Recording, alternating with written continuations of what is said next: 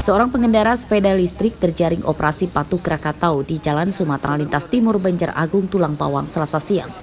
Pengendara sepeda sempat terlibat perdebatan dengan polisi yang melarang sepeda listrik dipakai di jalan raya.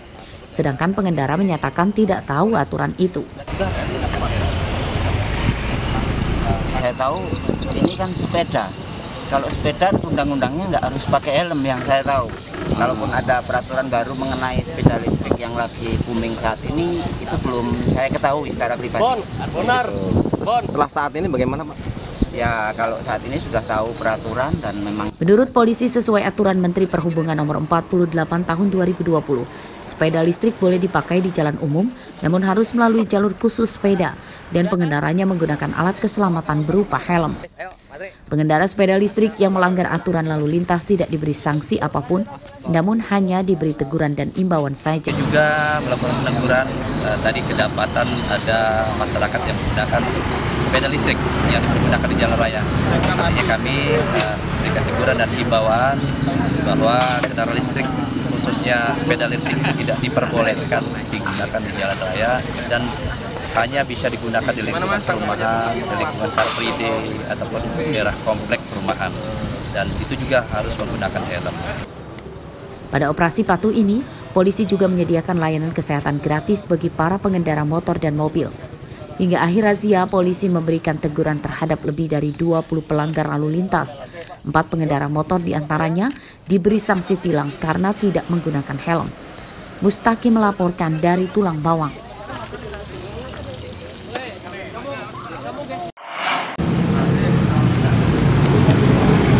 Masyarakat Lampung Utara dibuat kecewa dengan pelayanan Samsat Kota Bumi karena hanya membuka pelayanan pendaftaran sekitar 2 jam saja.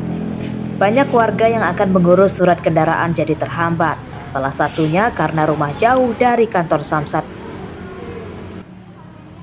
Pantauan pada Selasa siang, banyak warga yang masih menunggu pelayanan Samsat. Namun beberapa warga harus menundanya karena jam pelayanan sudah berakhir. Warga bingung karena biasanya pelayanan sejak pukul 7.30 sampai 15.30 waktu Indonesia Barat sore. Namun kini hanya sampai jam 10 pagi saja. Ada persyaratannya yang ketinggalan. Terus sampai sini udah tutup di loket pendaftaran.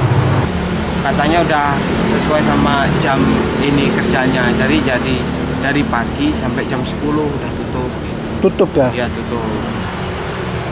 Jauh-jauh ya, kalau rumahnya deket-deket kayak Semuli gitu mending. Kami dari Agung Surakarta jauh. Masyarakat berharap pemerintah daerah bisa bertindak tegas dan memberikan pelayanan terbaik untuk masyarakat. Karena jika pelayanan hanya sekitar 2 jam, banyak warga yang tidak bisa mengurus berkas kendaraan. Ganti plat sama pajak motor. Memperpanjang ya? Biasanya antri. Biasanya kalau kita ngantri sampai kapan itu, Om? Biasanya paling lama? Paling lama habis duhur jam-jam 2. Itu dari pagi ya? Ya, harapannya ya dipercepat lah, nggak dipersulit gitu. Kayak di Tulang Bawang itu kan belangkong isi sendiri. Kalau di sini kan diisikan petugas. Harus nunggu? Ya harus nunggu. Sementara pihak unit pelayanan terpadu daerah Lampung Utara saat dimintai konfirmasinya tidak ada yang mau berkomentar terkait masalah ini. Untuk diketahui, jam kerja PNS dan Polri di kantor Samsat sama dengan di dinas dan kantor polisi lain mulai pagi hingga sore. Ardi Haba melaporkan dari Lampung Utara. Gelar dengan tenda-tenda bak resepsi dan acara. Masih ingat hajatan merayakan perceraian yang digelar oleh seorang pria warga Pringsewu beberapa waktu lalu? Hajatan tersebut pada Selasa siang mendapat komentar negatif dari Kepala Kementerian Agama Lampung, Puji Raharjo. Ia menyatakan hajatan perceraian adalah hal yang tidak baik karena tidak ada agama apapun yang mengajarkannya. Perceraian itu kan bukan sesuatu yang harus dirayakan. Itu perceraian adalah sesuatu yang boleh menurut Nabi itu, tetapi yang paling dibenci gitu. Itu adalah perceraian. Perkara yang mubah tetapi yang paling dibenci oleh Rasulullah adalah perceraian. Nah, kalau misalnya sampai pesta perceraian ini tentu tidak sesuai lah dengan kaidah syariat. Hajatan perceraian itu juga telah dilaporkan oleh wanita bernama Natalia Diah Ayuning Tias ke Polda Lampung. Pelapor menyatakan masih berstatus sebagai istri sah penggelar hajatan karena belum ada keputusan perceraian resmi dari Pengadilan Agama. Kalau memang kami sudah bercerai secara sah, mungkin saya tidak masalah ya. Tapi kan kami masih suami istri secara sah negara begitu, dan lumayan membuat keluarga dan beban mental untuk saya, beban moral pastinya. Tapi ya sedang kami usahakan untuk cepat selesailah masalahnya. Sedangkan menurut Rian Maulana sebelumnya, hajatan perceraian itu adalah bagian dari ungkapan permintaan maaf kepada keluarga dan mengajak keluarga tidak bersedih. Hajatan yang digelar meriah itu diakuinya bukan untuk umum, melainkan untuk mengumpulkan keluarganya. Bentuk permintaan maaf mungkin sama keluarga saya, karena kan sebelumnya mungkin dengan keluarga ngobrol, dinasihatin mungkin agak kurang mendengar lah gitu. Cuman setelah saya mengambil keputusan sendiri, mungkin keputusan itu kurang tepat. Maka dari itu ya udah saya ngadain acara ini untuk kumpul keluarga aja, untuk senang-senang kayak gitu. Untuk papan ucapan itu sendiri kan di bawahnya udah ada tuh inisial, tapi saya menghargai lah inisial. Kalau dia nulis inisial artinya kan nggak mau disebutkan nama lengkapnya. Seperti diberitakan sebelumnya, viral seorang pria di Pringsewu menggelar hajatan merayakan perceraian.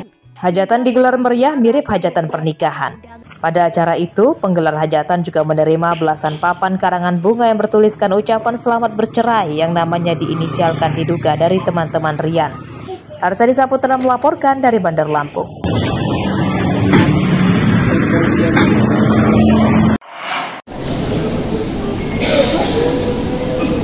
Salah satu upaya meningkatkan minat dan bakat anak adalah dengan mengembangkan potensi yang dimiliki. Salah satunya dengan mengadakan lomba bercerita. Para peserta sangat antusias mengikuti berbagai perlombaan, seperti bercerita, membaca puisi, hingga pidato bahasa Lampung.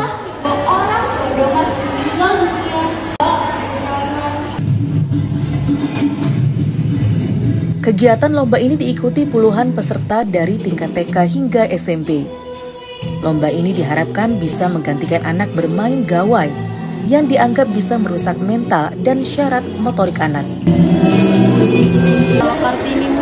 Kartini Muda. Ada beberapa tema, apa hanya satu tema ini? Ada banyak sih. Kenapa Adek pilih Kartini Muda? Kayak itu aja yang menarik. Ada emang sering udah ikut lomba kayak gitu? Enggak sih, baru sekali. Oh, baru kali ini? Baru pertama kalinya. Ada ini nggak sih, pasti rasa deg-degan gitu. Ya. Gimana cara mengatasinya nanti di atas panggung? Ya aku kayak nggak bisa aja, kan baru pertama kali. Lomba ini akan terus diadakan sebagai bagian menguatkan pendidikan karakter anak. Apalagi data terbaru menyatakan Indeks Pembangunan Literasi Masyarakat Bandar Lampung tahun 2023 nilainya 66,28 atau kategori sedang. Bimbingan dari orang tua harus dilihatkan. Boleh anak-anak megang HP, tapi lihat ada waktu-waktunya. Kalau untuk belajar, waktunya belajar, anak-anak fokus untuk belajar. Tapi kalau memang dia berikan istirahat untuk nonton TV atau mereka diberikan HP dan pantauan tetap harus kita pantau. Karena banyak kejadian yang mungkin warga masyarakat Bandar Lampung lihat, nah kita tidak mau apa yang kita lihat di TV, di media tidak terjadi di kita. Lomba ini digelar dalam peringatan Hari Anak Nasional dengan terus meningkatkan minat baca anak sehingga kemampuan literasi dan sosialnya meningkat. Jeffrey Arifin melaporkan dari Bandar Lampung.